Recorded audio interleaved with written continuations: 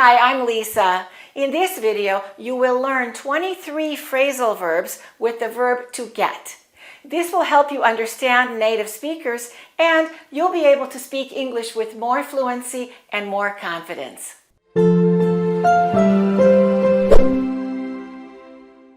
English phrasal verbs can be so confusing, and there are so many of them, but they're a very important part of the English language, and they're commonly used by native speakers. Phrasal verbs are made up of two or more words, and they change the meaning of the original verb. For example, the verb to look means to see or to examine, but when we add the preposition up, to look up, that means to search for information or to research. Let's learn how to use some English phrasal verbs with the verb to get. The verb to get can mean to receive or to obtain, but when it's combined with other words, it can have a lot of different meanings. For example, to get back at someone, or to get back to someone, or to get back with someone. These three phrasal verbs have different meanings. Or, for example, to get away with someone is very different from to get away with something. We will learn the meaning of these phrasal verbs, plus many more. First, let's look at the pronunciation rules to make sure you have a good accent when you're saying these phrasal verbs. Let's look at the pronunciation of the phrasal verbs to get around and to get through. When we have a vowel following the T, we say it like this: get-a. Get around, get around. Some people call that sound a flat T or a fast D sound, or it may sound like an R sound of your native language. Get around, get around. So when we have a T between two vowels, that T changes. Get around. So we say get off, get into, get away. But when the T is followed by another consonant, the T is not pronounced that way. In that case, we hold the T. We do this: get, get.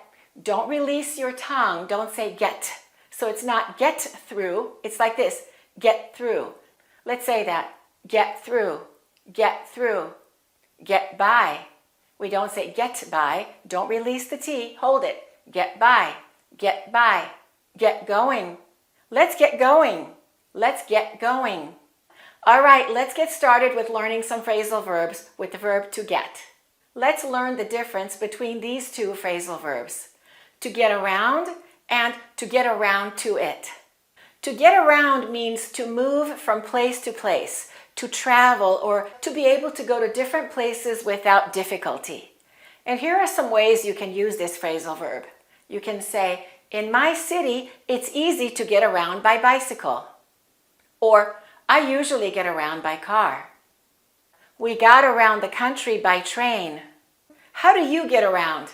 In Los Angeles, it's hard to get around without a car. Or we can say something like this: my grandmother is finding it harder to get around these days. She can't move so easily. Or you can use it like this: wow, you were in New York last week, and this week you're in London? You really get around, don't you? You move from place to place a lot. It also has that meaning. But how about to get around to it? That means to finally do something that has been postponed or delayed.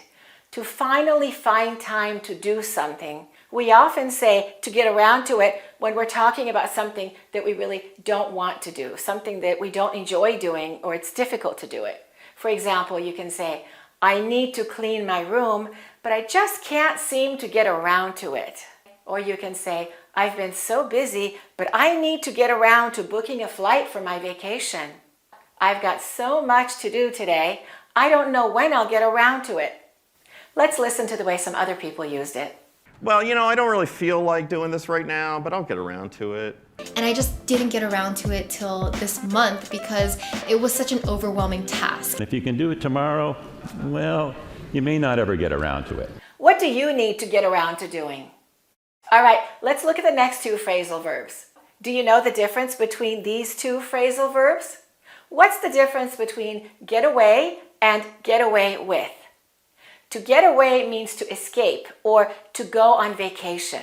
We can say, I need to get away from this city for a while. It's so noisy and crowded. Or we can say, let's get away for the weekend. That means let's take a short trip. We can also use it as a noun. We can say a getaway. A getaway. We're going to stress the first word and we're going to say it as one word. Getaway. And that means a short vacation somewhere nearby, not too far away. We can say, we had a nice 2-day getaway in the mountains. That was a very relaxing getaway. But what about the meaning of to get away with something? That means to avoid being caught or punished for doing something wrong. For example, you can say, children, don't think that you can get away with telling lies. That means people will find out, or I will find out, you can't get away with it. He did a terrible thing. We can't let him get away with it. That means he must be punished. Or we can say, he never got caught. He got away with murder. Let's listen to the way some other people used it. He doesn't want to talk about the lack of jobs or the failing schools, and I'm not going to let him get away with it. And I can assure you that we're not going to let them get away with it. Everybody who thinks they got away with it will not get away with it. God sees it all. Let's learn the difference between these 3 phrasal verbs. Just the prepositions are different and the meaning is completely different. To get back at someone, to get back to someone, and to get back with someone. Do you know the difference? Let's learn them. To get back at someone means to take revenge on someone who has hurt you. So you hurt them because they hurt you. You get back at them. We can say it like this. She wanted to get back at her ex-boyfriend, so she spread rumors about him. Or we can say, you did it just to get back at me. All right, now let's learn to get back to someone. That means to reply or to respond to someone's message or request. For example, we can say, I'll get back to you as soon as I have more information. Thank you for getting back to me so quickly. I'm sorry I forgot to get back to you. Let's listen to how some other people used it. Think about that, and I'll get back to you. Comment down below if you have a question and I will get back to you. I called her back and then she did not get back to me. And let's learn the third meaning of to get back. This one is to get back with someone. To get back with someone means to have a romantic relationship with someone again after you broke up with them. So you used to be with them and then you broke up and now you're back together again. You got back with them. We can say her boyfriend is texting her all the time because he wants to get back with her. Did you hear that he got back with his ex-wife?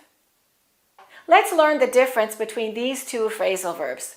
To get over someone or something, or to get it over with. To get over something or someone means to recover from a difficult situation or an emotional experience, or to move on from a relationship. We can say, it took me a long time to get over the breakup, but I'm finally feeling better. Or we can say, I was upset, but I got over it pretty quickly. And we commonly use to get over for an illness. We can say, it's been 2 weeks and I'm finally getting over the flu. Or, how long did it take you to get over the virus? Let's look at the phrasal verb to get it over with. That means to do or finish something that is difficult or unpleasant or undesirable. To finish it as quickly as possible so that you don't have to deal with it anymore, so that you don't have to think about it anymore. You can say, I just want to get it over with and move on. Or, it's going to be tough, but let's just get it over with and finish the project. Let's do something we don't want to do, but we should finish it. Or if you have to give someone bad news, but you don't like doing it, you can tell a person, you'd better give them the bad news. Do it now and get it over with. Let's just get it over with. I can't wait until it's over. I just want to get it over with. Let's listen to how some other people use this expression. If you know it's going to happen, let's get it over with, right? Let's make it happen sooner rather than later. And I would just rush through like as fast as I possibly could just to get it over with. Get it over with and move on to more interesting things. Let's learn the difference between the phrasal verbs to get through something and to get through to someone. To get through means to finish, to complete something, especially something that's difficult. To manage to survive something. For example, you can say, I don't know how we're going to get through this crisis. I finally managed to get through the driving test. It will take 2 weeks to get through all the paperwork. Now let's look at the meaning of to get through to someone. And that means to succeed in making someone understand something that you're trying to tell them. You can say, I've been trying to get through to him, but he just won't listen. I finally got through to her. She finally understands what I'm trying to say.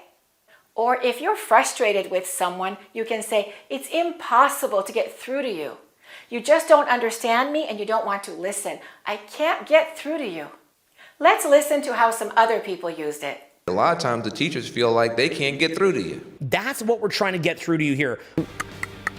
He's trying to get through to you. Let's learn the difference between these two phrasal verbs. To get to someone and to get to something.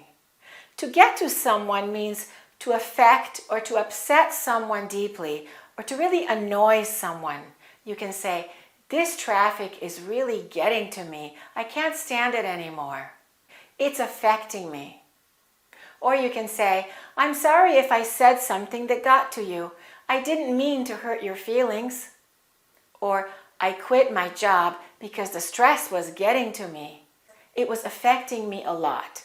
Or you can say to someone, don't let it get to you. And that means don't let it affect you.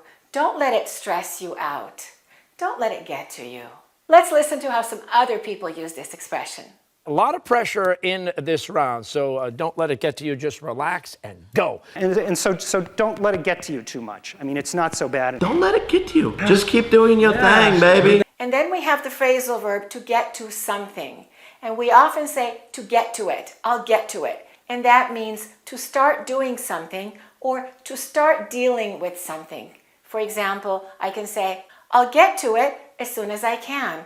I'll start doing it. I'll start dealing with it. I've been delaying it for too long. I need to get to it. I need to start studying for the exam. Let's learn the difference between to get together and to get it together. To get it together. To get together means to meet or to come together with others. We can say, we're getting together later to celebrate her birthday. Or, let's get together soon and catch up. It's been such a long time since we've seen each other. Let's get together. We got together last Saturday. Or we can use it as a noun, a get together. And that means a small gathering, a small informal party. She's having a get together tonight. That was a really fun get together. And now let's look at to get it together. To get it together means to become more organized or to become less foolish and to make better decisions and to take positive action, to improve the state of your life. We can say, I need to get it together and start working on my goals. Or she finally got it together and she finished college. Or if you're frustrated with someone because they're not improving their life, you can say, when are you finally going to get it together? You need to get it together. You better get it together. You better get it together because your family needs you. Honestly, get it together. Come on, get it together. Let's learn the difference between these two phrasal verbs, to get on and to get on with it. To get on means to make progress, and it's common to use it this way. How are you getting on at school? Or how are you getting on with your studies? And that means, what kind of progress are you making? I called to say hi and to find out how you're getting on. Now let's look at to get on with it. That means to continue doing something after stopping it. For example, you can say, I'm sorry for interrupting you. I'm going to leave now so that you can get on with your work. Or you can say, Can we please get on with the meeting?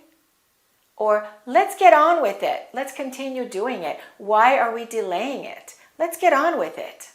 Let's listen to how some other people used it. We got a lot of work to do. Let's get on with it. I really appreciate it. Now let's get on with it. Let's look at the difference between these two phrasal verbs. To get someone down and to get down to something. To get someone down means to make someone feel sad or to make them feel like they've lost hope. You can say, this kind of weather always gets me down. It gets me down. Or if you want to cheer someone up, you can say, don't let it get you down. Don't be discouraged. Don't be sad. I remember an old song, and the lyrics go like this.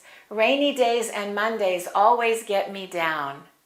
So those days always depress me. They make me sad. Don't let it get you down. Cheer up. Or you can say, don't let that person get you down. Don't let him get you down. Don't let her get you down. Don't let them affect you. Let's look at the phrasal verb to get down to. And that means to begin to be serious about something, to direct your attention to something. For example, we can say, let's get down to business. That's a very common expression. Let's get down to business. And that means let's start doing what needs to be done. It doesn't necessarily mean business. It's just the serious work. Let's get down to business. Stop talking and let's get down to work. Let's listen to how some other people used it. Let's get down to business. All right, let's get down to business here. Let's get down to business and fix this problem. Let's learn the difference between the phrasal verbs to get on and to get in. We use to get in for a car. I'm going to get in a car. For the other transportation, for example, bus, airplane, train, motorcycle, boat, we say to get on. Hurry up and get in the car. I got on the bus. I got on the plane. So it's in the car, on the plane, on the train, on the horse, on the boat, and so on. And the opposite of get on and get in is to get out of and to get off. So we say to get out of the car. Let's pronounce that correctly. Get out of, get out of, get out of the car. Repeat after me. I got out of the car. I got out of the car. And for the other transportation methods, such as bus, airplane, train, motorcycle, and so on, we say to get off. I'll be getting off the train at the next station. A lot of people got off the bus at the last stop. So get out of the car, get off the bus. Are you confused by all these different phrasal verbs with the verb to get? You can review this video, watch it again, practice again, and make your own sentences. To improve your fluency in English, make sure that you keep learning new phrasal verbs. There are so many of them, not just with the verb to get, but with so many other verbs. That's such an important part of being fluent in English. And when you learn a new one, make your own sentence. That way you're much more likely to remember it. Thanks for watching and keep practicing your English. To get the 2 courses, the American Accent course and the 400 advanced words you must know for fluent English, go to accurateenglish.com.